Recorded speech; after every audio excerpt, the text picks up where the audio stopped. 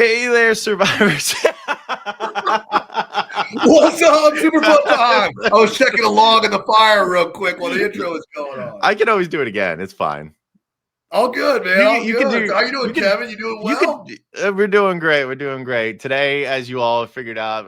When Gabler's not checking in on the log on the fire, he's doing an episode 9 recap of Survivor 47 with myself, You bet. Kevin. What a From the season Fun it Time has Show. been. How are you doing today, Gabler? I'm doing pretty well. I'm doing great, actually. I finally got caught up last night. I was traveling off this week. And unfortunately, my season 47 winner pick, Saul, the wrecking ball Saul, went home last night. So I'm so bummed, but he's a great guy. We'll talk more about that later, but I just think he's a class act and really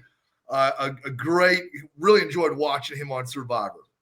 Absolutely. Saul, even though Saul wasn't my own winner pick, which I'm going to ask you about that in a hot second. Who was yours? My initial winner pick, I don't know. It's so hard to make a winner pick, every time I try to do it. Sure. Yeah. Every time I do it, I usually fail, honestly. Like 44, I think I said it was going to be Bruce. Obviously that was a massive failure. Then I said Helen Lee was going to get second, another failure. So and I said Carson would be the first one out. So, nightmare. But going into the season, the person I felt pretty good about was Andy. And that was pretty much a complete 180 of what he ended up being.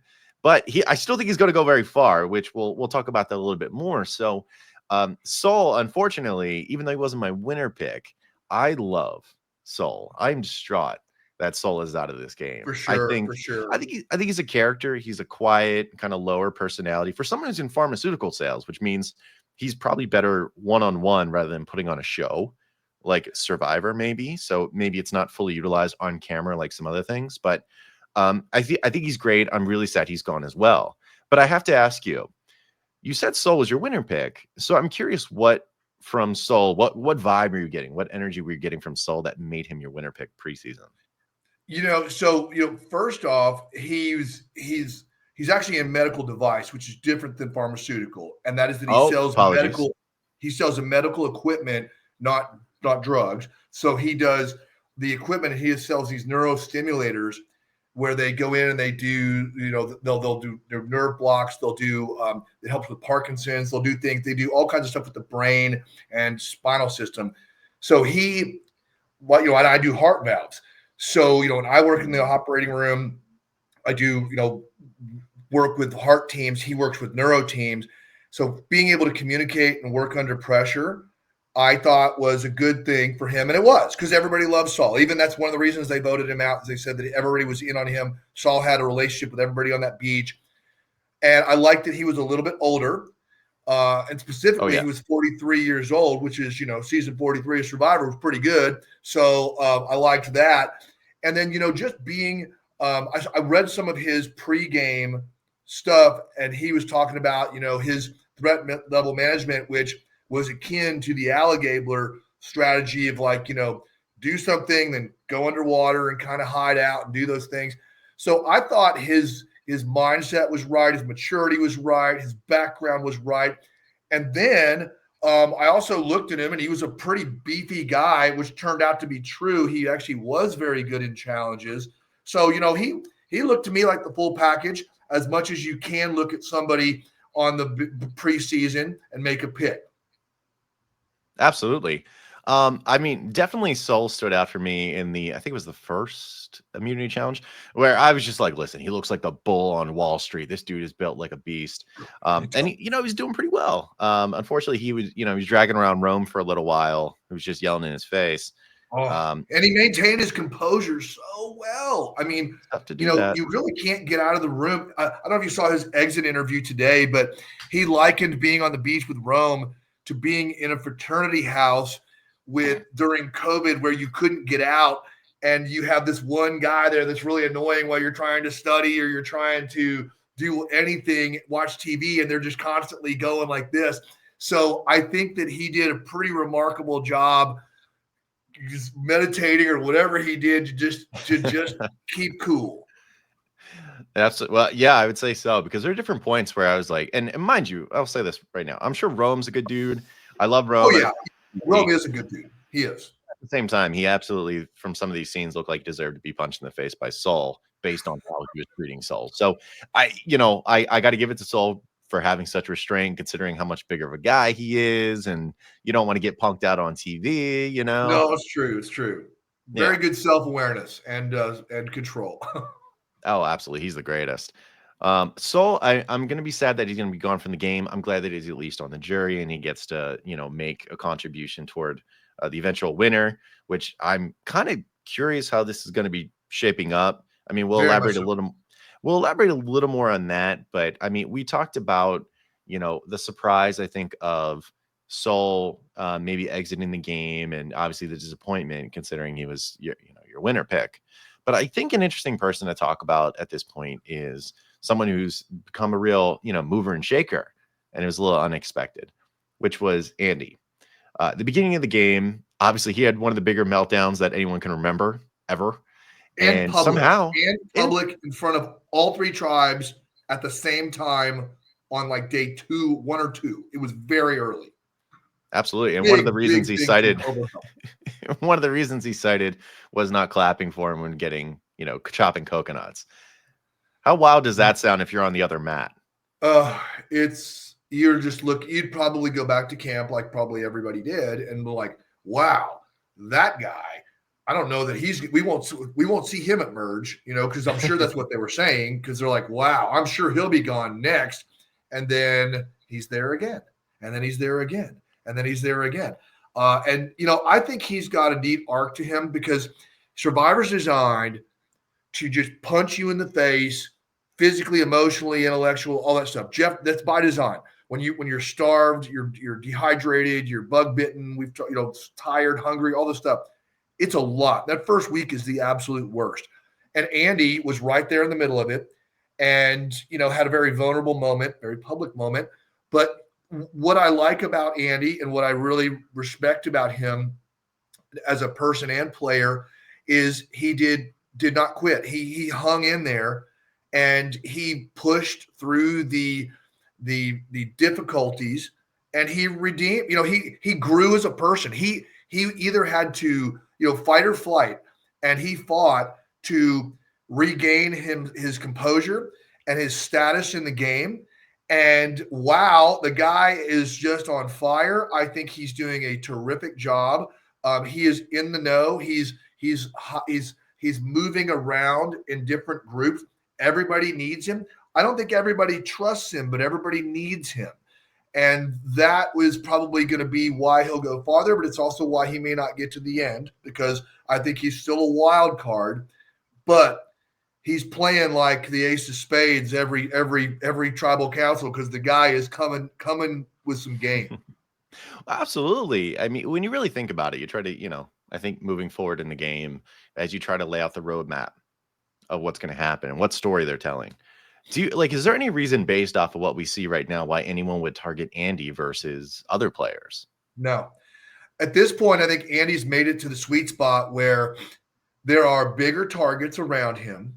People are not giving him the credit he deserves, because remember, they don't see the confessionals that we see, where we're seeing Andy eloquently describe his strategy and his place in the game and what he's doing. And we're just like, oh, this guy's he's dangerous. He's good. They're just seeing like Andy is up for grabs, and people are grabbing him.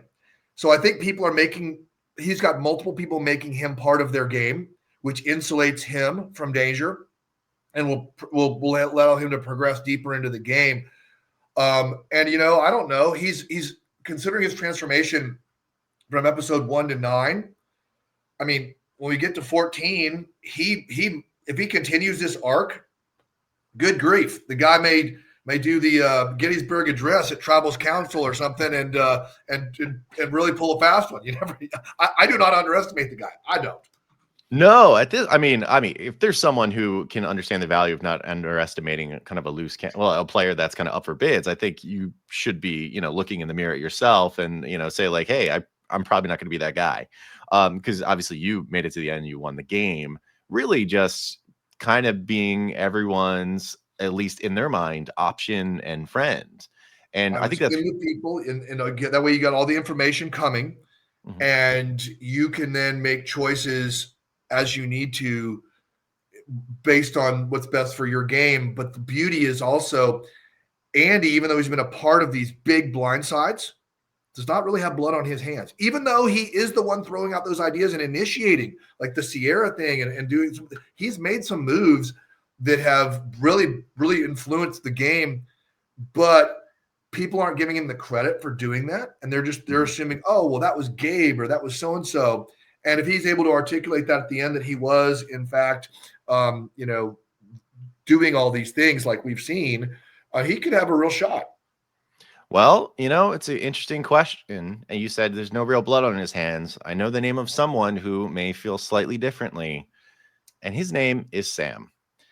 Sam got boned by Andy, and he sure did. He sure did. And Sam handled himself very well. But before we get to that, Sam needs Andy more than Andy needs Sam right now. And that is part of his positioning, where Andy is, I mean, look at the immunity challenge. Sam picked Andy because he's trying to reconnect with Andy. I think he moved over with Saul, kind of threw Andy out as a backup plan, and that shredded their trust. So Sam is trying to build that back right now.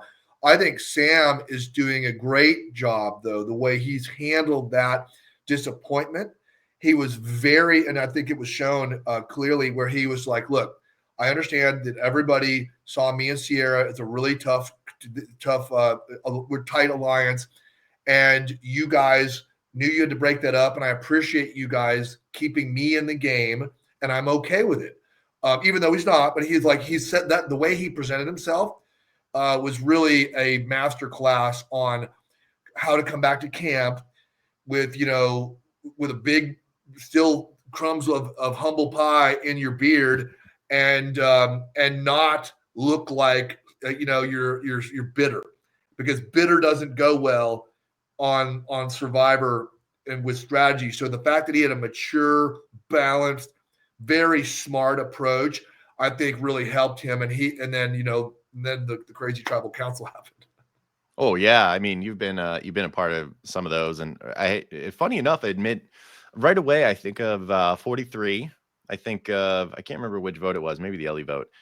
You're talking to Owen after, and Owen, is blindsided. He's not in the know, which sadly, as much as I love Owen, that was pretty frequent occurrence for him. He said, I haven't voted right since the Mariah vote, and you two are okay, and you leave cordially, but then Owen throws his torch on the ground. So that's one way to handle it. Yeah. Oh God, that's just to throw it out there. That's one of the reasons why Owen is still to this day one of my favorite players. I love his hot potato nature as a player. Is it always the greatest for damage control? No, but I actually thought he did fine. I never thought. Oh, he played great. He played great. He was very funny that way because, we just got back from New Orleans. I know me and you talked personally. We just got back from Owen's wedding down in New Orleans, when, a lot of the Survivor alumni came in, and a lot of people from 43 were there. It was a fantastic event. And I've got to meet a lot of Owen's college buddies and high school buddies. And all of them, he's always been kind of that lovable curmudgeon, that hot potato guy. But he's a passionate guy, and he's a guy that, wears his heart on his sleeve. He'll do anything for you. He's a wonderful human being. But he's one of those people that sometimes gets a little fiery, but I love that about him. It cracks me up because I like to kind of poke some buttons with him sometimes, and I get a kick. Oh yeah, he doesn't mess around, and I love that. There's fire in Owen that I haven't seen in most castaways in the new era, if not of all time. That's why I very much the big talk about season 50 or any kind of returner season coming up. Owen's near the top for me, even if we got to see Owen again. We got to see Owen out there again. We got to see Owen again. He got the title of Charlie Brown, so that means that the football was taken out under his foot a million times. And if Probst is serious about this second chance thing, there's no one I think of that got kind of a raw deal for, despite how well they played, they just didn't quite get the footing they needed to really Yeah. catapult into that top spot. He still played Yeah. great despite that, but He was yeah. trying. Owen was trying very hard, and I think that was he had that alliance with. He tried to get an alliance with Noel and Dwight, and Dwight went home. It's like he got an alliance every time he kind of get an alliance going. In fact, I think he probably would have preferred being in an alliance with Ellie over me. He was in both, but I was trusting Owen. He was kind of like, I don't know if I want to be with you, but he was like wanted to be with Ellie, and Ellie's like, I don't know that I want to be with you. So he ended up getting stuck with me on some of that. Then we ended up playing to the end together, obviously, and blah, blah, blah. But really fun. In fact, at Owen's wedding was the first time since the show that I saw Cassidy, since the island, since Fiji. And really? I saw her on Friday night. She came in to the rehearsal dinner or whatever that was. And it was so good to see her. She's just such a magical person. I gave her a big hug. We talked for 3 hours. We just basically started talking, and it was just wonderful. She's just a great, great human being. She's a cool artist, interesting, Khaleesi person. So I just really had fun reconnecting with her. And really all I've got, I just got to see Ellie's the last one, and she moved, or I would have seen her in Utah last month when I was down there. But I want to see Ellie's on the list, and we're very, very, very all of 43 is very close, which is, I think, very special. Yeah, that's something to note. And obviously we'll get back to 47 in a second, but at least among like Survivor fans are kind of in the know. They know that, 40 Survivor 45, that cast is grossly in love with each other. And I love that. But they're the ones that are known as like they love each other, and like 46 maybe hates each other a little bit. And 43 doesn't really get talked about in that way, but yeah, 43 is kind of a love fest, honestly. I think 43 kind of started a lot of that, where there's not one person on that show that was everybody there. I mean, it's literally friends to this day. It's really amazing that that's the way it's gone through. We text each other, we stay in each other's lives. We do. I'm going to go to San Francisco December. I think it's 8th, or I think it's the 8th. The Chicago Bears are playing the Niners, and we're going to go there with Cody for his birthday, and we're gonna have a great time in that city. So we'll be out and about. There should be a lot of fun. Livin. Livin.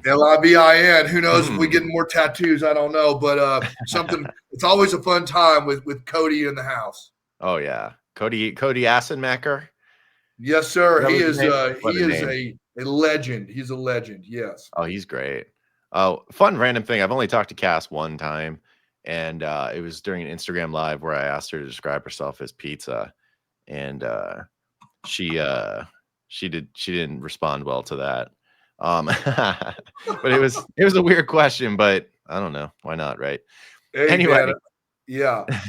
So the reason why we ended up talking a little bit about 43, we got to the lovable curmudgeon of Owen is, talking about how Sam handled basically betrayal. I mean, losing Sierra was a bummer. Love Sierra, looked like she maybe was, on a good ride with the Barbie and Ken alliance. But yes, we at home, we probably knew realistically that couldn't last forever, especially if Andy was going to betray them. But Sam's a guy that I'm very intrigued by, because I think he's got a ton of ability, ton of skills. He's got the right mindset. I think you would call it a killer mindset to win the game, to stay He's focused. A competitor. He's a sports guy. He's a big sports guy. Big time. And with that said, the way he handled it, I thought was really well, like you said. And I actually think a more interesting kind of notable thing to talk about with Sam is there was that moment where, Rachel finds out information, who is also another excellent player, but talk about her later perhaps. But Rachel finds out some information, and Sam is guessing at who the next target is realistically going to be. And Sam guesses right. Rachel confirms, and she says, "Don't blow up my spot." Immediately, Sam blows up her spot and tells the info. Fastest you could do that ever. Immediately. So the thought is there. What did you feel about that? Did you think ultimately that was the right thing to do, to immediately betray like his only real kind of ally in the moment, in hopes that he's going to gain more in the end? Or did you think that was a little too short-sighted? He was concerned after seeing Sierra, who's another hitter, get voted out and his closest, that he was on the bottom. And if you're on the bottom, your friend is chaos. And he was gonna start, blowing things up immediately because he knew, when you throw out those little grenades and things like that, it blows things up. Even if people are planning to vote X or Y out, that gets totally shook up. And then people start going after, they start doing damage control. Some people will get sloppy. Cracks will be created, will widen. And a good player like Sam can find a way to slip in there. And he's done that. I think he's done a good job. Now, I don't know what's going to happen when they get back to camp next week and Rachel is going to talk with him, because she may, if she really does know that came from him and he doesn't, it's all how he handles it, because she's probably going to go, did you tell them that I told you? I literally gave you that information and I said, don't blow me up. It's the last thing I said. And then you blew me up.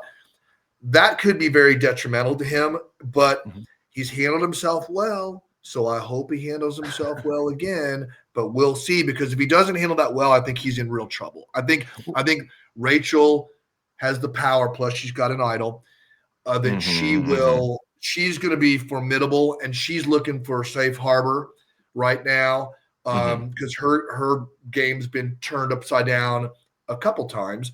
She's a smart, savvy player, but she's going to probably nestle in. If I was her, I'd nestle in with Carolyn and Sue. That's I think a good match for her. A good match for her. I think it's a good group. It's there's nobody that seems like they're too overpowering, and some ways they're all kind of playing low key to some degree.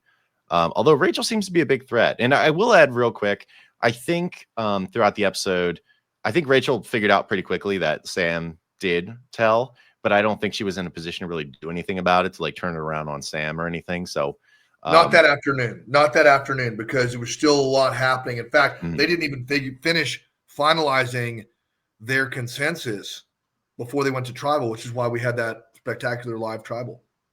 Yeah. And that, and based off of what we saw in the live tribal, considering Saul was the one who kicked it off, I kind of assumed Saul knew that he was probably the name, even though it was, alive at the same time. I was wondering if he thought maybe he could twist it. Because that seems like a bold thing for Saul to do. I love Saul. We've talked about that already.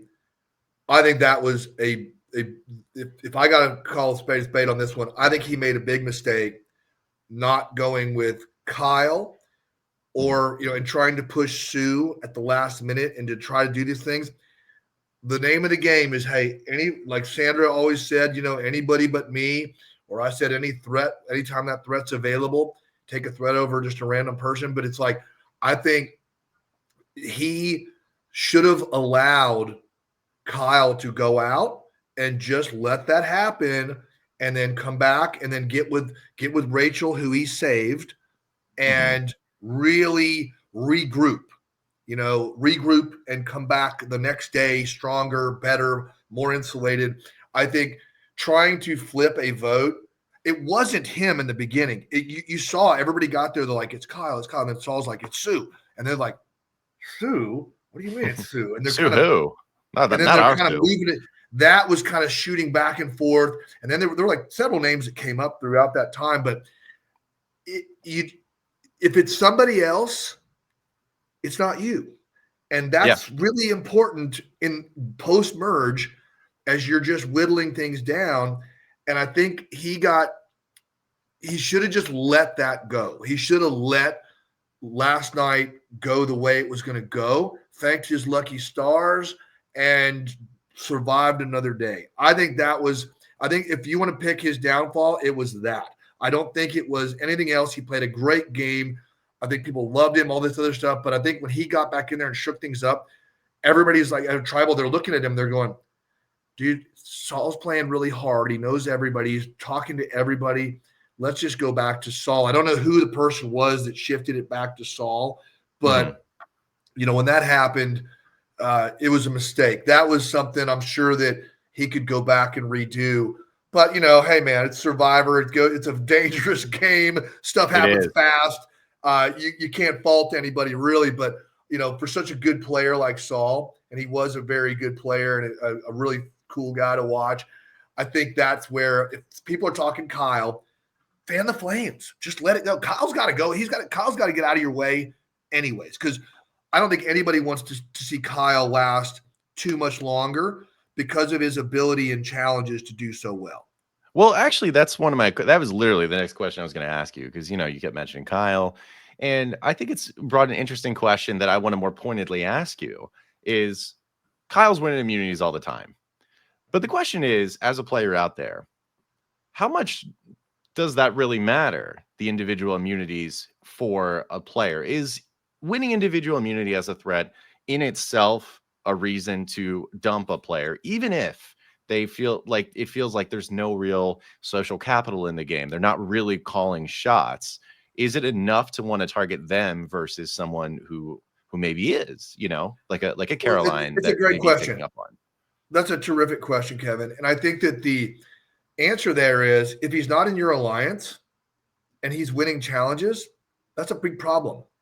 And that's why Sue, who's been targeted by Kyle, is so gung-ho to get him out, because Kyle's not working with Sue. He's written her name down twice.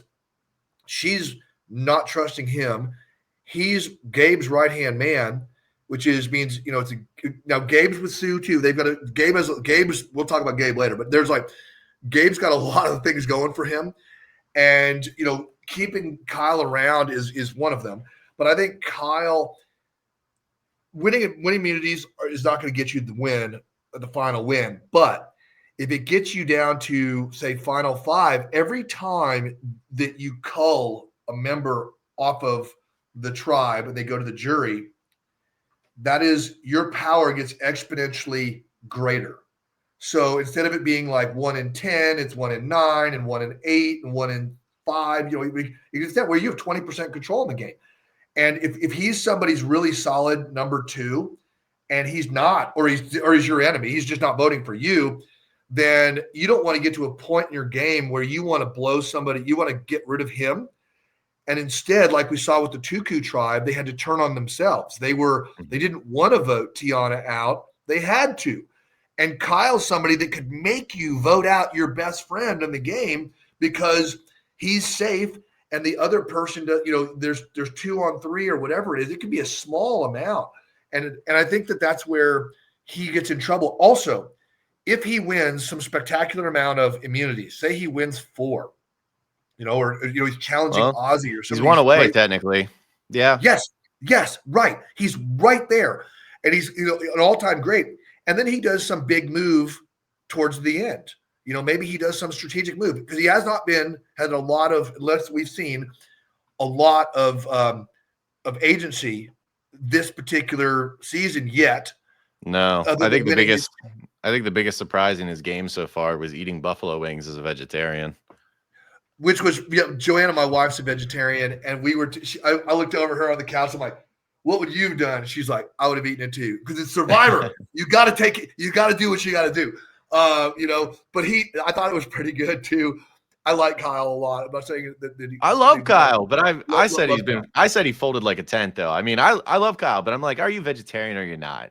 Stand up to it or don't. No. Kappenberg, back in Australian Outback, Kimmy Kappenberg was doing a food eating challenge. It was for immunity, and she would not eat a living thing because of her beliefs. And I'm like, you know what? That is someone who stands. But maybe he's not doing it for his beliefs. Maybe he's doing it for health, because some people do it they just feel better when they don't eat meat. And it may be both. Very true. Very true. I have a buddy that's exactly the same way. Like, I'm gonna, whatever this is, I need these calories, I need this protein, I need whatever it is. So but yeah, I mean, that's always kind of fun to watch.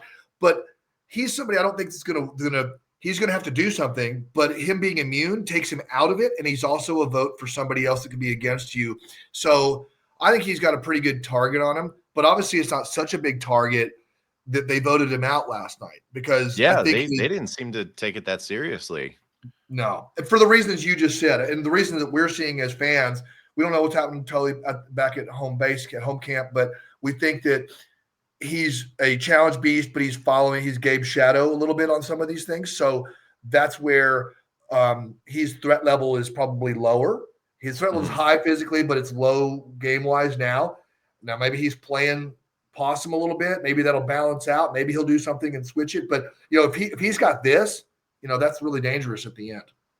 Yeah, because I mean, I'll say this: the reason why my feeling is that he hasn't really had a shot. He's not going to have a shot taken at him for a little bit, despite his immunity challenges. Because I think the people that looks like that's running the game more or less, calling the shots, even if they're in little cells, collectively, I think they're running the game. Genevieve, Teeny, Caroline. Do you think any of them really care who wins the necklace in the end? Like, they're not really going to be competing against him to win the necklace. Like, I think they know that's not going to be their thing. No, it'll be some other challenge that they would beat him in if he can. I mean, he seems good at puzzles. He's good at everything. He's really good at everything. So, and Teeny, I think Teeny's game is shocked right now. It's been shocked. Saul was not only her personal friend and confidant out there, but he was a player on her alliance that hurt her. So she's not. I don't think she's in control right now as much as Genevieve is in control. I think Teeny is actually in a really good spot, even though it doesn't look it right now, because you've got some big dogs barking at each other. Gabe, Genevieve, Rachel, there are people, Sue, Caroline, maybe. And then, then there's Teeny in there. She's liked by all, but I don't think she's threatening to people yet, which could be dangerous because, people like her and she's going to be getting information. I think she's in a nice spot because people are looking. I think people want to bring her with them and not vote her out because there's plenty of other targets that aren't Teeny. And that's great. So Teeny's, I think if of a probability level, I think Teeny's about as safe as can be for next week. I don't think she's going to go out. I don't think so. Absolutely. When was the last time Teeny's name was ever mentioned for a vote? She's playing a very good social game. And that means you don't have to play as much of a physical game. Whereas, with Kyle, he's playing a fantastic physical game and his social game's been okay. And his strategic game's been okay. I mean, he's still there. He's doing his things. But, Teeny is playing a great social game, a decent strategic game. And you never know whenever Jeff brings the challenges, there are all kinds of people. I remember season 45, D turned in to be a little compact challenge beast when she needed it. And her and her big toes. And she's her beautiful big toes. D, you're beautiful. I just want to say that real quick. She did some kind of a costume where she dressed up in as a foot because there was like some foot fetish people following her on whatever, and she dressed up as like a foot for Halloween. Should have saved that for OnlyFans or OnlyFeed. Yeah, it was pretty funny. Yeah. She's a unit. She's been doing all these CrossFit things. I mean, Dee's a unit. She's I'd love to see her again. I'd love to see her again too. Well, yeah. I hope I'm talking to a winner right now, but I hope Dee's wise enough to know that if she were to go on, she's probably going to be gone immediately. So it's true. It's true. She gets out there. No one's going to want her around as much as lovely as she is, You know what? If I happen to be on the beach with her, she's gonna be one of my first allies. We're gonna link up quick because I think she's you scoundrel. She'll be a good shield too. She'll be a good shield to bring around because she'd be absolutely great. I was like, you are lying your ass off. D is gone, baby. She's gone, and I love you, D, but you're gone. It's like, what are you gonna do? You're gonna bring Boston Rob out there and keep him around forever? No. Yeah, right. Right. He's a good cook. But no, you know what? Maybe I'm being a little harsh. Maybe she would be a great shield. That's a lie. She would be a great shield. Yeah. And then who knows? Maybe she gets deep enough in the game that she flips the script and then does whatever she does best, and she sheds her shield and becomes a spear like she did in her season, where she was just kind of. I mean, her between Austin and Julie, she was very well insulated and to their own detriment, they kept her around.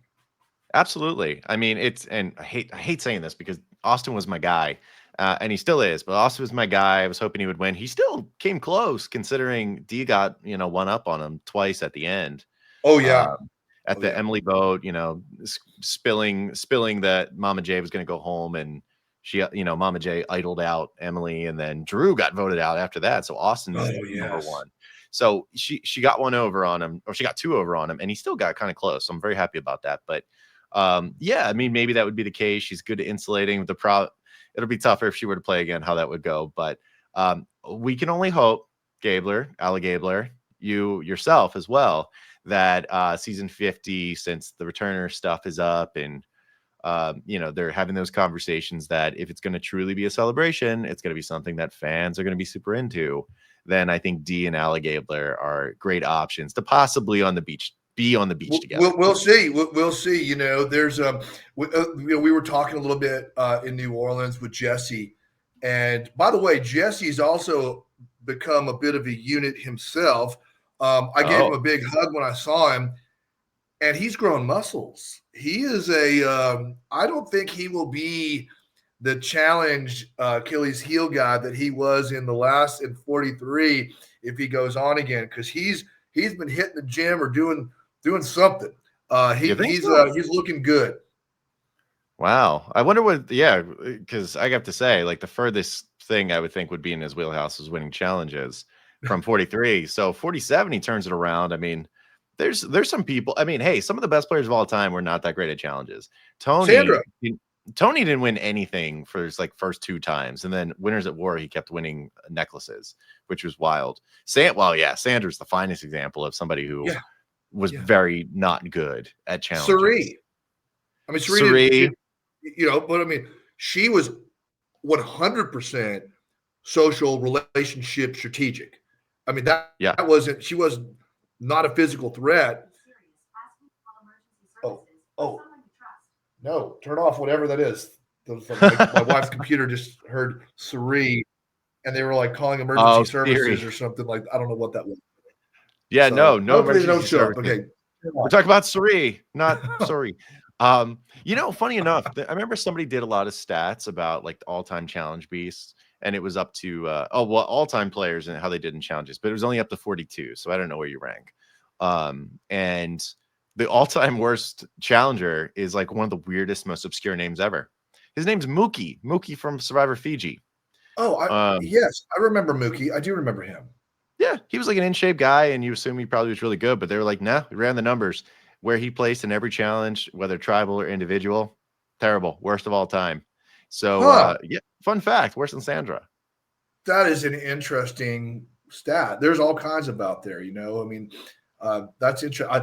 I don't think I'm at the bottom because, I got a couple necklaces on that one, but it's I got one and I got fire. So I got two and I made the merch piece. No, you're not near the worst. Not the bottom.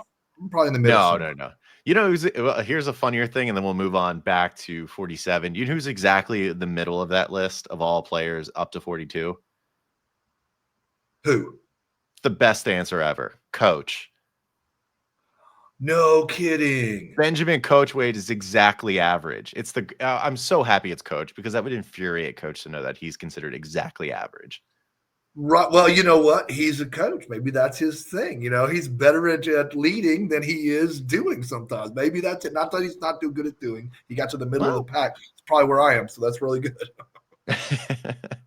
Well, it's okay. For what it's worth, I'd probably be there or worse. So I can't hate too much. I just know Coach's motivations, and going back to 47.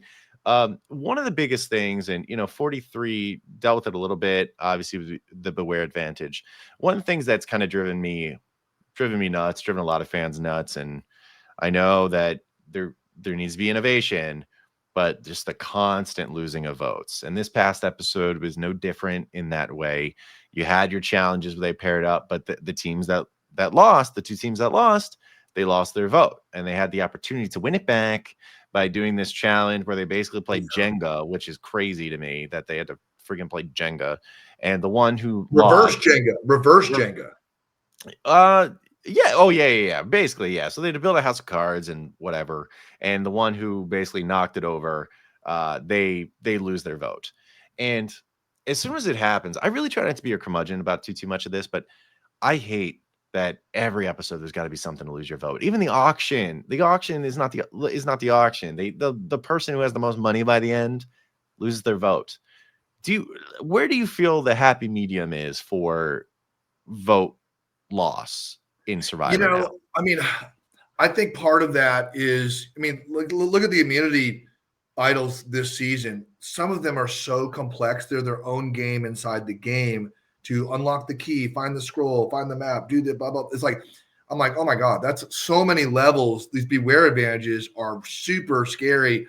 And, are they worth it? And I think Jeff is ramping up the stress on these beware advantages because everybody, if you go back to our season, you take the beware advantage. You just do it. You'll figure it out. And you do it. He's making it more and more dangerous to take a beware advantage. And eventually, I think that the answer is when people start leaving the beware advantages in the trees, Jeff will stop. We'll have to bring it back down. And as far as the losing the votes, I didn't mind the one with the reverse Jenga pyramid building because as they were building it, you could see they were figuring out a way to make it harder on the next person. There was a strategy to that.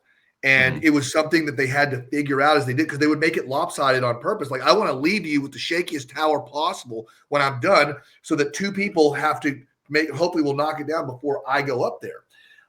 So I thought that was okay. And I thought that only one person losing their vote was respectable. I thought that was okay. There's a punishment for losing in Survivor. There always is a punishment. And Jeff made losing that immunity challenge, not only did you not get a reward, you have to go to another challenge and you're going to risk your vote. So in the zeitgeist of the Survivor's a dangerous game, it's another element of danger that has to be factored in. And at tribal council, when you come back, like if me and you are really good allies and all this, and you were paired up with somebody, lost, and you went potentially lost your vote, came back and you did lose your vote, that changes my entire tribal council, or vice versa. So I don't mind it, but I mean, you don't want to do that every single time. We've had it a few times this season. It's probably enough. A few times. It's been pretty consistent, and it kind of drives me nuts. Like you had said there, there's got to be a penalty. There's a penalty for losing in Survivor, but there didn't always used to be a penalty for To me, the penalty for losing is losing. And now it's like you also don't get a voice potentially at tribal council, which supposedly in the genesis of the game, that was the no matter what, this is what you had. At very least, everyone had one vote that counted the same as everyone else's. And you still have your voice. You still have your voice, and you can still talk. I mean, how much? You don't have the vote. That's a tough question to say. I think that having a vote is very important, but it's not everything. It's not the most important. I mean, you still have your voice, you still have your relationships, you still have some things. And it affected last night because without that, I think Saul may have stayed in the game because not just because of the vote that Caroline didn't have, but I think that because she probably would have voted she wanted Kyle out, would have voted for Kyle. She would have been pressing harder for Kyle had she had a vote. But the fact that they were also isolated, they had the four losers went to do the pyramid stack, or the three did the pyramid stack, and then you had four. It was four of them. That's right. It was four, and the loser lost it. The other three got it back. Yes, sir. And then you had the other group that won. Weren't there three groups? Didn't they break them into three groups? It was 5 groups. Because it was 10 people, and there were 5 groups of 2. The first 2 groups to lose are the ones that lost their vote, and then it progressed kind of from there. And the next group got to eat, and the next group had immunity, right? The next group just lost and got nothing basically. And then I think okay, that's what it was. So that's what I meant by 3 groups. That there's one group had a penalty box, one group just was neutral, and then the other group won. Whereas that split up into 3 groups, so you had 3 different discussions going on prior to tribal, which is why I don't think that they had it sorted out by the time the boats came to take him to tribal council, because they were so much. There were 3 different conversations happening that afternoon. Yeah, I mean that is true. That makes it difficult, but I don't know. It drives me nuts because it's like, all right, well, that part makes it so that you can't even communicate about it, and then once you get there, it's like, oh, great, okay, we have to wait to see who lost. It was stressful. Watching it was a little stressful, but I also think that it added to the energy of tribal council and the desperation and the frantic nature of all the castaways, which was also good TV for us to watch. I mean, I watched it at 1 a.m. last night. It was really, I was very satisfied, minus Saul, but it was a good episode. I'm really enjoying the season. I think it's a great season. Me too. It's shaping up really well, but I mean, I do have to say that just like it makes it better TV, but I think it's discouraging when, you're, for the most part, I'm pretty much an OG fan. I started, late season 2 I when I was respect a that. kid, when I was 11 or 12. And I think about it, I go like, if I was in those shoes, I mean, it like with each passing season, with each of these advantages, these kooky advantages, it feels like I think Steve Fishback called it at one point, like Survivor is basically a game in the new era where there's just a bunch of bullets ricocheting and you're just hoping you don't get hit by stuff rather than a really well thought out stranglehold on the game and be able to maintain it for a while, because I don't think you can do that in Survivor now. And if you do, you are a complete mastermind. Yeah, that's a great point. I don't want anybody getting knocked out from bad luck, really. I mean, really, I prefer it to be, it's more satisfying to see somebody taken out with some great blindside or some, treachery. That's more satisfying than, dang, I lost my vote. And well, I mean, if you go back to, what was it, 44, when it was Danny that was ready to, I forgot he was voting out, but he was done. And then they had some idol that was found that turned his game upside down, and he ended up going home. And he had the social skills and the momentum to vote out whoever they were going to vote out. And that idol or advantage that happened to turn the game upside down, I forgot what it was exactly, but it was something that I was like, yeah, it undermined like 2 days of work by Danny. And I was like, I liked the work. I liked to see the strategy of the blind side coming. I do enjoy, that's part of the thing that I've always found interesting with Survivor. And I dig that too. And kind of going along sort of like, or transitioning a little bit, but along the same lines, about, you like to see when a blindside comes together in a planned work. An interesting character that we haven't really talked about so much, and they've really built a name for themselves, at least with the fans. It seems like out there, maybe they don't recognize it, is Genevieve. Genevieve seems to really be putting together a solid game, and she's, at least herself, taking credit for Saul being the one that was voted out last tribal. And I think she deserves that credit. She's her lawyer brain, and she's smart. She's dangerous. She's somebody that's really playing well. And we are seeing that on the couch. We're seeing her interactions. We're seeing her confessionals. Genevieve is playing a masterful game right now. And I don't think people see her. I don't think, now she's somebody that gets to the end. You look out, because she's going to be able to talk about everything, everything that she's done, and it will be illuminating to all who are listening, because she's got so much to share. I mean, similarly with me, when I got to the end, people that I was sitting next to, and maybe some people on the jury, I think most of the jury was like, how did Gabler get here? Like, how did he get here? And whenever I was able to explain that, they were like, oh, yes. And Genevieve's got some really powerful moves and things. I mean, Saul, if she looks right at Saul and winks at him and said that, I started that one. I mean, Saul can't help but respect that, I think. And she wasn't in a malicious way or anything. She's just an assassin, and she's putting alliances together. She's putting names out there. She's painting targets, and I don't see people looking at her. She could be the hiding in plain sight person of the week right now, because she's I was literally just about to ask you. I was going to say, is she your hiding in plain sight award winner? I think it is Genevieve. I think Genevieve is hiding in plain sight. I don't think people see her for the threat that she is. She is a large toothy reptile hiding under the water, and she struck last night, and no one saw it. Not even a frog on the side of the pond saw that. It was just, everybody just saw some craziness at tribal, and Saul went home, and she's just licking her chops. and waiting for the next critter to walk too close to the shore, and she's going to launch out and take him too. So she's doing great. In fact, I bet I wouldn't be surprised if she tries to make amends with Teeny and bring her into her group after the Saul takeout. And she's good enough with people. Genevieve is good enough reading people to where she will, I think, be able to know if she can pull Teeny in. Because, last night when you were looking at people and people were like, okay, we're all voting for Saul, right? Or we're all voting for whatever. People are looking, you look at their body language, and everybody might be saying, yes, we're all going to vote for Sam. But when you see them saying it, you see some people saying it like, yes, let's vote for Sam. And some people are like, yeah, okay, Sam, sure, Sam. And that's not a yes. Sure, that's their body language is saying, I'm on the fence or I'm not doing it. And, Carolyn was one of those. Yes, that's right. She's a savvy player too. She could do something. We'll see. We've got some great players in the game right now. We really do. And I brought up this photo in particular because this was very early on when Gabe was trying to sell Caroline something, and she didn't seem to be buying it based on her body language. Look at that body language. Look at that nonverbal.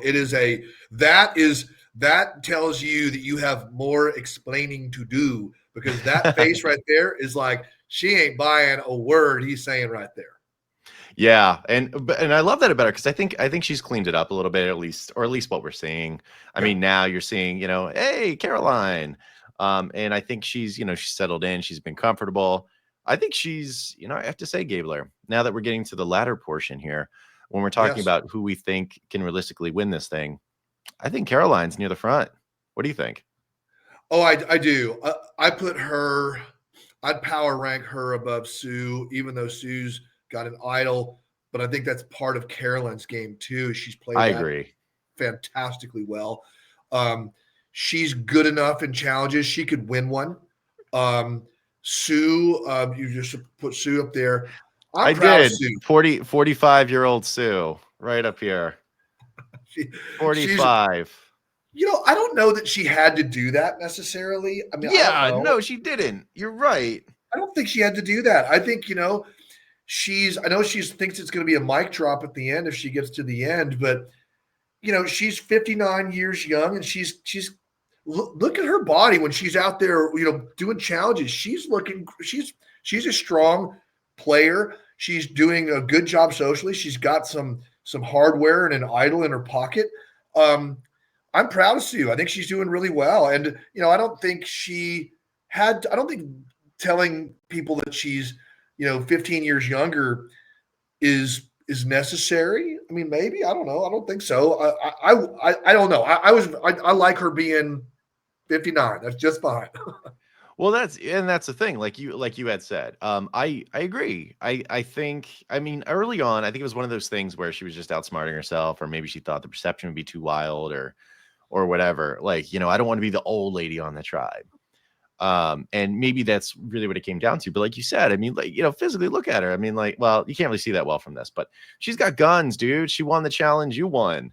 Yes. So I messaged her on Instagram, and I was like, mad props. I go, grip challenge. You go, you did it. I go, she's been really great. She's somebody I've kind of interacted with on Instagram a little bit, and she's just really, she's doing great. And I think her pregame plan was to tell people that, because, older players haven't done statistically great, but that's more to do with their behavior than it has been their age, I believe. There's people like Sue, like Bob Crowley, like myself, older players, but we just didn't fall into the older player traps where you get really bossy, or you whatever. There's a lot of examples where you see older players and they rub people the wrong way.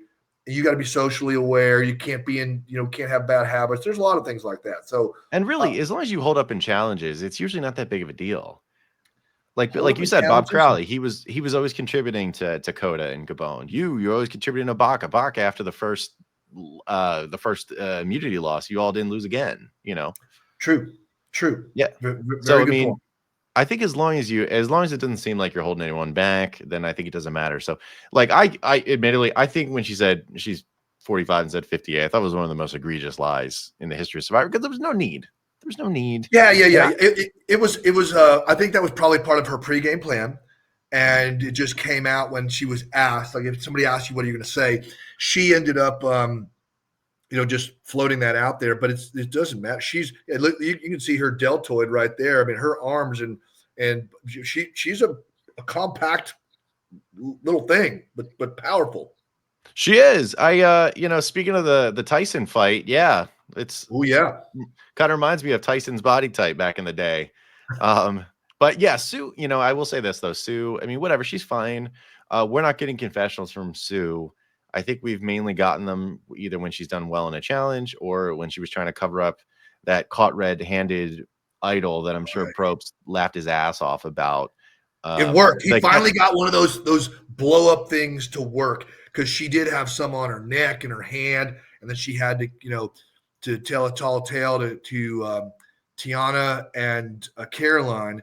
Caroline had her back quick. Tiana was not so sure, which I think is part of Tiana's demise because, hey, if you can't keep a secret, and if I have any doubt about you and you're gone, no problem. Secret solved. That's it. You keep your circle small. So dead men tell no tales. And in this case, Tiana didn't have the chance to spill the beans about that because she was sent home. absolutely. Sadly, right before making the jury report thing. Yeah, I like Tiana, and I was surprised by the outpour of people going like, "Man, Tiana's got to come back." And I like Tiana a lot, and I think she's got a lot of attributes. But I'm like, why, Tiana? Like, is she any more like? Am I sadder about her any more than like Brandon from 44 or Sure, yeah. or I don't know, Kelly from 45? Although people love Kelly, to be fair, not really. Well, Kelly and Kendra. Those guys are tough. And they're great competitors. They're great TV too. I would not be surprised with them. But there's a lot of great people. I think it depends on the themes. And me and you have talked as fans. We would love to see themes come back.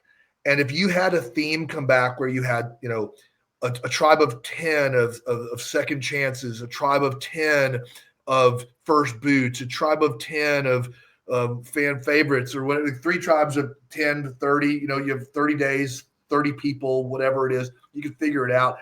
I'd like to see them do themes. And if they do themes, a lot of the people that we're talking about and throwing out there might just fall right into that. It'll be like coming into focus and be like, oh yeah, for that tribe, you need to have bam, bam, bam. And then if you do that, it'll be a lot of fun. I agree. I think there's just some pretty awesome people that would fit right in because I think it's been so long. I think a lot of people also they look back at like Second Chances Cambodia, or they look back at Micronesia, and they're like, oh well, these all-time greats were on there, or Heroes versus Villains. These all-time greats were brought back. So probably someone like a Kendra or a Caleb from 45 wouldn't come back. But then I have to say, like, well, you say that, but those all-time greats weren't all-time greats until those seasons happened. Thank you. Yes. Like Cambodia. Wentworth was nothing as a Survivor castaway until Cambodia. Absolutely. That is an excellent point. All-time greats are created by playing multiple times because you get to see them a lot deeper and wider. I mean, look at Sandra. Look at the people we talk about. They've played 4 times or something like that. It's like you look Rob, Boston Rob. Even Michaela, like Michaela's, Michaela, I'd love to see Michaela again. I'd love to meet her someday. She's really a inspiring person. You ever met her? No, Michaela. Yeah, I haven't seen Michaela. She's I saw her on the challenge. I mean, I've watched her on TV, but I've never seen her in person. But she's somebody, depending on the themes. That's why I'd like to see themes come back, because I think that really serves up past players well. And you could have, because I love seeing new players all the time. You love that, right? Maybe there's a tribe of new players. You should always have a tribe of new players. I think that's always a good thing. I like to reshuffle the deck. Yeah, shuffle it up a little bit and then throw in some of the past stuff, because we haven't had that in a long time, where we've had in many seasons where we've had fan favorites come in. We have not seen fan favorites come in. It's always new people every season, just fine. But we have a big stable of new players too. And I'd like to even new era have a new era Super Bowl, if you will, or something like that would be kind of fun. Or have new era versus old or middle and old school. That would be very interesting too. This is my pitch right here. This is my season 50 pitch. Old school, middle age, and new era.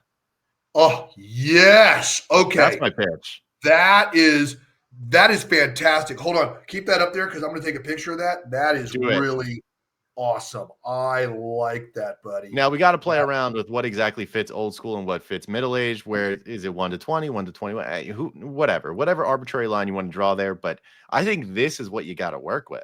I think this is it. And dude, if you did that, 3 tribes of 10, oh my God, that's sign me up to watch that or be on it. But I'd be as a fan. That's must see TV. Oh yeah, I made a mock for that season. You were on it. You were in the New Era tribe. It was I can't remember all the people, but I popped you on there, Maria on there from 46. Oh, that'd be so fun to play with her and everybody. Yeah, Q from 46. Love Erica Q, from 41. Yes, never met her yet either. She's cool. Jonathan from 42. Oh yeah, Jonathan. When he's not busy saving the world, because he's kind of like a superhero, really, as a human. He's out doing Habitat for Humanity. Him and Mike Turner from their season. They're great friends outside of this, and they just do. Jonathan's one of those just golden people that is just very selfless. Just makes our world better every day, and that's something that I know Jeff really likes. So if you could pry him away from helping people long enough to compete again, I bet he'd be fantastic. He'd be incredible. But I guess so we get closer to wrapping up, because I promised we would go around an hour, to kind of put a bow on 47 and your expectations and what you think is going to happen in the future. Who do you think, let's just say 1 or 2 players you think is in the best position with the most pathways to get to that final chair and win the game? Who does that look like for you? I'd say Gabe, which we didn't talk about much directly in this, but Gabe is playing a smart game. He just beat Kyle at an immunity, so he's good there. He's likable. He's smart. I see Gabe. I'd say Gabe, Genevieve, Carolyn. If you got to pick 3, that one of those 3 will be sitting at the end. One of those 3 will be sitting at the end. That is a when fact. You say sitting at the end, do you mean winning the game at the end? Yeah, I think one of those 3 right there are my top 3 power rankings. I'm going off of just power rankings. So, I kind of put Gabe maybe at the top right now of the power ranking.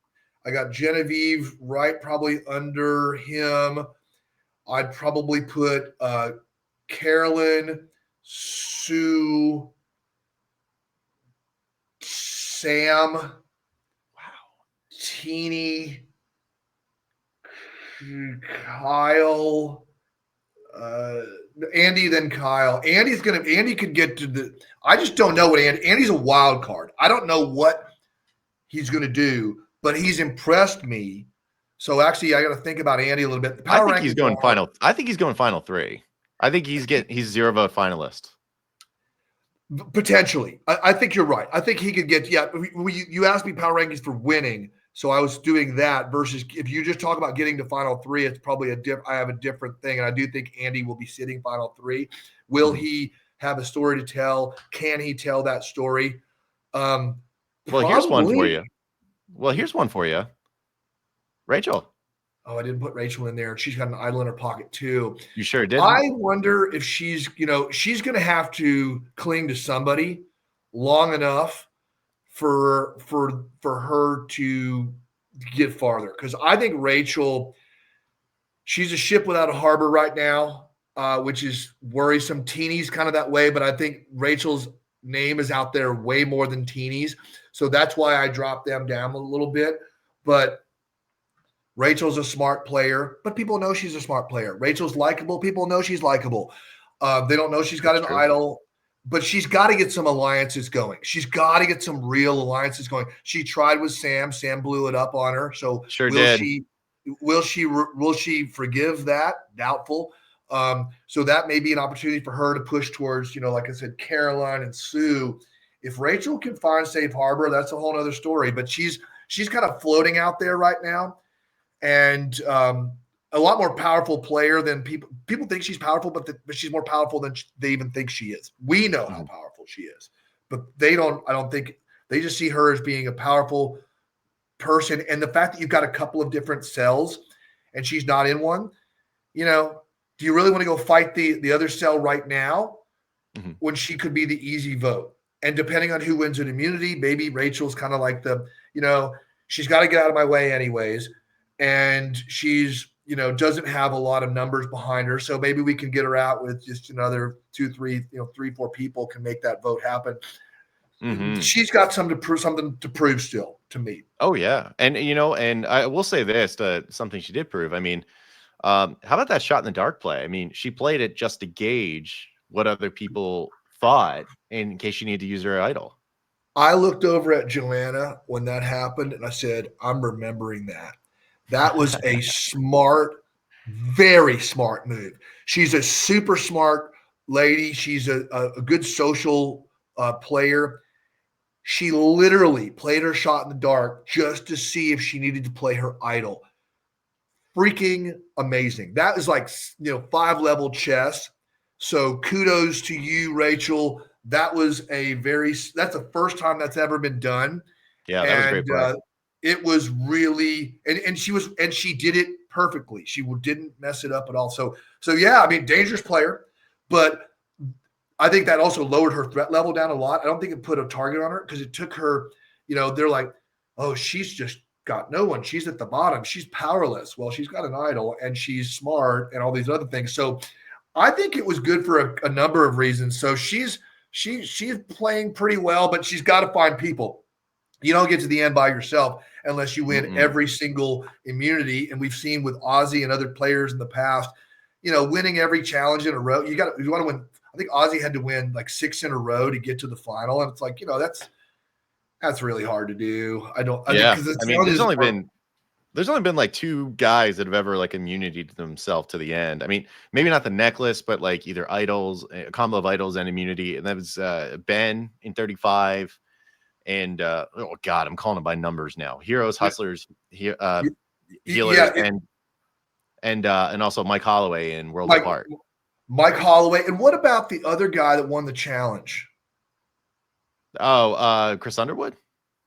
Didn't he win a bunch get him to the end on his winnings? I mean, sort of, but he wasn't in the game for 26 days. I mean, well, that's true. That's right. That's right. What a weird. He wasn't in for a whole season of your season. That's right. That's right. And you know what? That was of anybody that has to go to Exile Island for like 28 days or whatever he did.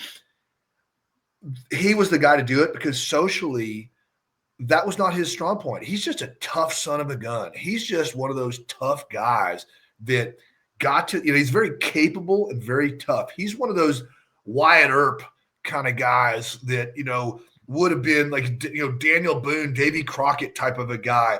Underwood is a force of nature, but he got there, not the traditional route, as you just said. Certainly not. Ben Drybergen with his Ben bombs and his winning challenges when he needed to. I mean, that was super clutch, very interesting. Mike Holloway, to the point where people were assuming to this day, fans are like, oh yeah, they rigged it so that Ben got idols to stay in the game. And I don't know if that's true or not. I don't think Jeff likes to actually do that stuff, but as a fan, I'm furious that Chrissy made it. I thought Chrissy played an amazing game, arguably better than Ben, and she lost. But it's tough to see someone immunity themselves kind of to the finals when they were a pariah at like the final 6 and still somehow get there. It's part of the spectacularness of the whole thing. And Chrissy, wow. I met her in New York at the 44 finale. She was there. She was there. Oh, come on, man. Yeah, she was there, buddy. Yeah, I love her. I didn't meet her. She's a small thing. But Chrissy is, sometimes you don't want to meet your heroes, but to meet her was a delight because she was just really a peach. She was really everything I would have thought just a delightful person. So, and she's near top of my list of the middle age tribe that I showed you. Yeah. She would be great. She'd be great. I'd love to see her play again. I'd love to see Chrissy play again for sure. Absolutely, throw her out there with Mama J as like a new era counterpart or something. It'd be great. Be great. Or Maria from 46. We talked about a little bit. Heidi from 44. There's all kinds of. Dude, that would be the Vixen tribe. They are the Vixens. That would be amazing. Oh my God, everyone's throats would be slashed. I have to say real quick, you put Gabe at the top, and it's so funny to me because one, I think Gabe is like one of my most certain knock-on wins at this point.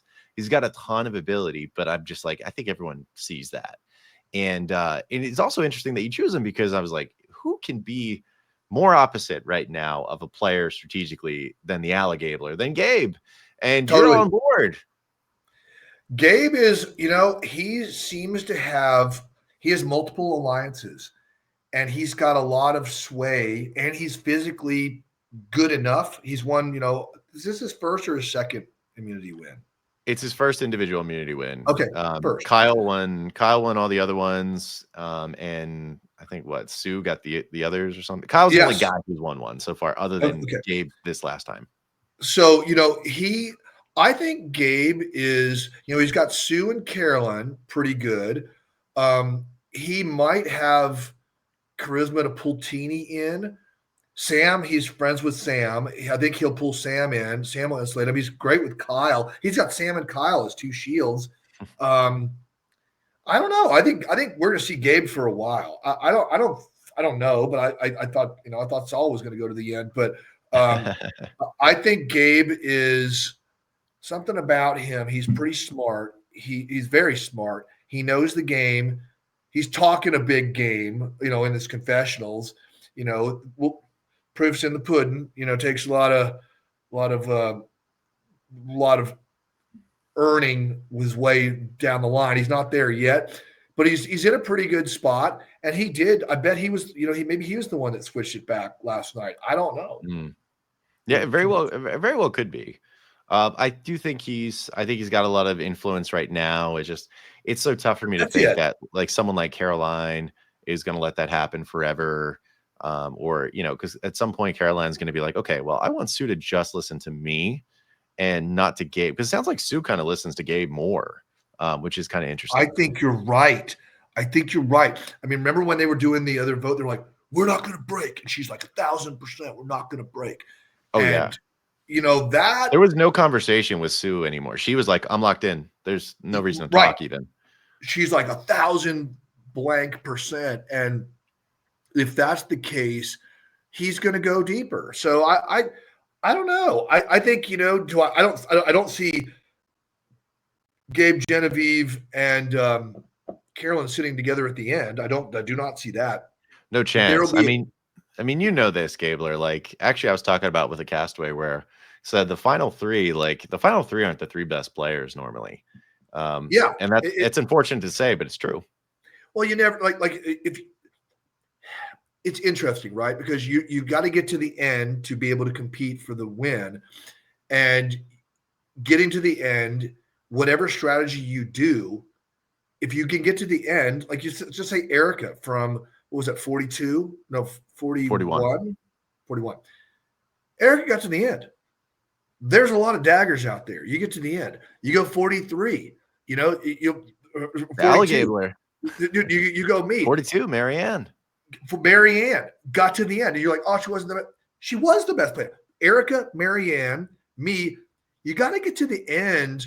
Yam Yam, who was on the chopping block several times in his season. Oh yeah, they came for Jam a lot. Maybe D was the best player of that season, but I don't know. Maybe it was Mama Jules. Well, I mean, but I think like even aside from that, like I say specifically like the three best players, and like 42 was like Romeo, really one of the top players. Probably not. 43, I hate to say it because I love Owen, but like Owen again, things just didn't work out for him to the point where it would have been hard for him to make a case at Final Tribal. 44, Carolyn, even though she was part of the Tika 3, 45, Jake. Poor Jake was dragged along most of the game. Anytime he tried to do something, it just didn't work out. Like Katura, yeah, like it's a he tried fair to get rid of point. D at final 5, and Katura didn't even listen to him, and it would have been That's a right. huge move. And so I guess that's really, actually a lot of times, funny enough, whoever's in the 4th or 5th spot, they're usually pretty awesome players compared to who's third. That's true. Well, like if you look at like 5 with us, you got Carla and then Jesse got knocked out, right? They're 2 stud players. And if you go out to 6, you got Cody in there. I think that where the difference is here, though, if you go with Sandra's first win, and we say Sandra's like the best player that's played, or somebody like that, Queen stays queen. Well, she got to the end multiple times.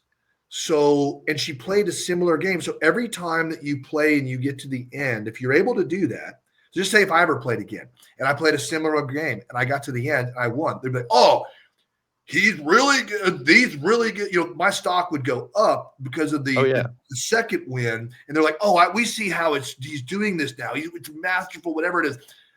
One time people can be like, oh, well, maybe he whatever it is. And, we'll have to see. If I ever get an opportunity again, we'll see. But, we'll see. Sandra, if she played one time, we probably wouldn't be talking about her as a legend that she is. But the fact that she was able to get in there and do that multiple times, that really solidifies her legendary all-time status type of thing. So, otherwise she's known as the winner who beat Lillian. And no one thinks of Lillian as some kind of titan of the game. So it doesn't matter. But then when she beats Russell and goes 2 for 2, then we're like, okay, well, she's permanently the queen now. Take notice. And she beat him savagely. She beat him savagely. Like brutally, to the point where it's almost embarrassing. He came back and tried again. It was a drubbing. It was an absolute beating. And, but that's where I think, I'm just countering being the contrarian with your point about, like if Marianne played again, just take Marianne. Marianne gets to the end again and wins. Mm-hmm. Everyone's going to go back and re-review her, and they're going to be like, oh, she's legendary, all this other stuff. Erica, people get to the end. Me, Yam. I mean, you get people again. If you can get back in there and do that again, I mean, I don't know. We'll see. Rob Mariano in Survivor Marquesas did not make the jury his first season. He didn't even make the jury. It was coming back for All-Stars, which arguably shouldn't have, on merit, shouldn't have been back for. He ran the table and became Boston Rob. Yes, he did. Excellent point there. So now he's the number one legend in the history of the game. Oh, he's the Mount Rushmore. If you got to go Mount Rushmore of Survivor, Boston Rob and Sanders' faces are on there, and then it's debatable who the other ones are. But those two, you could argue they should have an island with idols on them of each other, right? I think there's one reason why they have done that. So that's right. There's a lot of great players. I have to cut you off a little bit, and I'm sorry to say that, but that's because I have to kind of give you your flowers as a winner who it played a great game and people should look up to. And I'm clipping this kind of tweet to kind of close this out a little bit. You came up this past week on Twitter, which I thought was really fun, from 2 castaways, one of your former castmates and another one. Here it's James Jones said, honestly, Gabler's game should be studied more. It's a potential blueprint to get to the final 3 and get out threats. And Miss Liz Wilcox, the rumored millionaire, said that they modeled a lot of their game after Gabler, and she did pretty well. And obviously, very interesting. I hadn't seen those 2 tweets. I hadn't seen those 2 tweets, and I think that is very. I love those 2 people personally, and I think that is. I'm very humbled that those great folks would say something like that about me and my gameplay. But it is something that it takes a little while to build that up there, and sometimes you get to the end. If you get to the very end and you get that crown on there, it's not easy. It's very hard. Look at all the amazing people you got to do, all the obstacles and all the luck you have to have, all the the harder you work, the luckier you get in life and in Survivor. But those are things that have to happen. And Survivor, trust is the currency of every relationship, and relationships grow at the speed of trust. in order to show that in order to create trust, you have to show that you care. And the best way to demonstrate caring is, consistency, and is taking the effort and the interest to do it.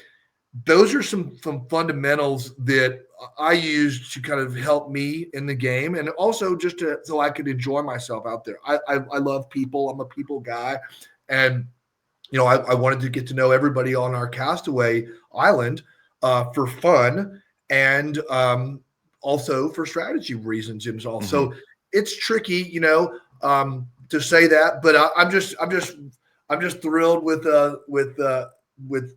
Survivor, and season 47's been awesome. I can't wait. Who do you think? What's your power ranking? And then we'll wrap it up. I just wanted to. Who do you think is going to be getting to who do you think the top people to win the game are right now? Sure, I'll give you my top 3 threats to win the game, and to some degree, there's kind of a boom or bust. Because I'll tell you right now, I'll try to go in reverse order. I think number 3 would be Sam. I think Sam has all the potential in the world to win the game still. I don't exactly know his path, because I think other people know Sam has potential to win.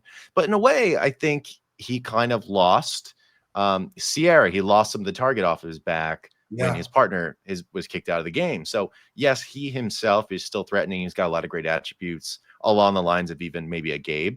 The problem is he's not a puppeteer of any of these people, but he's not giving up. He's making moves to inch in to relationships. Yeah. So I think he's got great potential to, if he gets any kind of footing, to ride that. I think number 2 is probably Caroline, because I do see her wanting to take. Smart.